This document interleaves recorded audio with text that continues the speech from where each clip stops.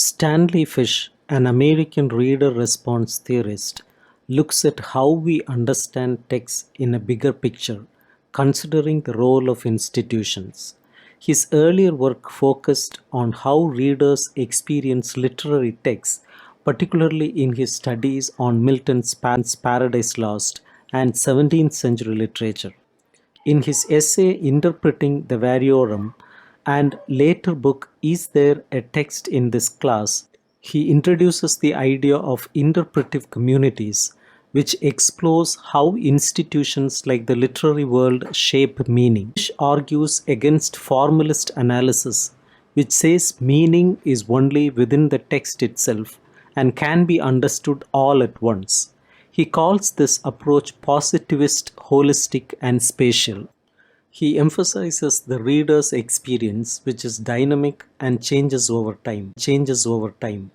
Formalist analysis tries to pin down a single meaning, but Fish believes we should focus on how readers engage with the text.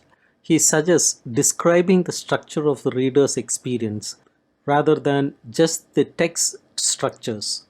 The readers act like making decisions and revising interpretations or what give meaning to the text. So, understanding these activities is as important as understanding the text itself. Fish's approach highlights the temporal aspect of reading and how meanings evolve through the reader's interaction with the text. The reader he is talking about is someone who has the education, opinions, and skills to understand what the author wanted to convey. While he says it is the reader's experience that gives meaning to the text, he also believes that this meaning is always influenced by the reader's attempt to figure out the author's intention.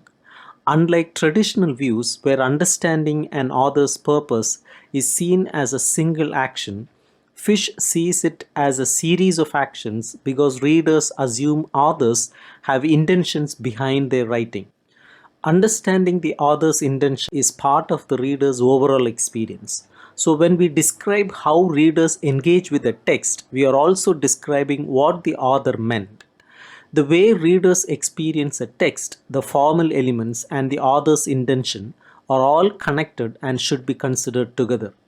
In his book, Is There a Text in This Class? Fish argues that what guides interpretation is not fixed meanings in language itself, but rather the practices and assumptions of the institutions surrounding the text.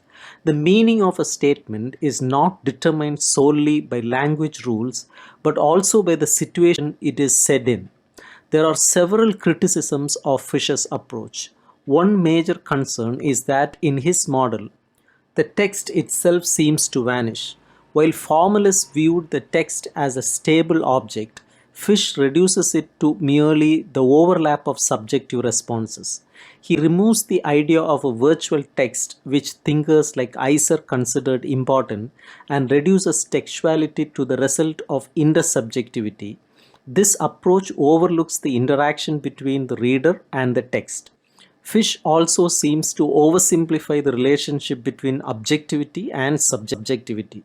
Objectivity and subjectivity are mutually constructed processes. Fish's view fails to distinguish degrees of objectivity, freezing our analytical abilities at a general level without providing a basis to analyze how specific works influence readers. Fish does not explain how the reader's experience of a work gains meaning. He seems to suggest that all elements of a reader's experience are equally valid simply because they are experiences without considering how they fit into a structure of meaning.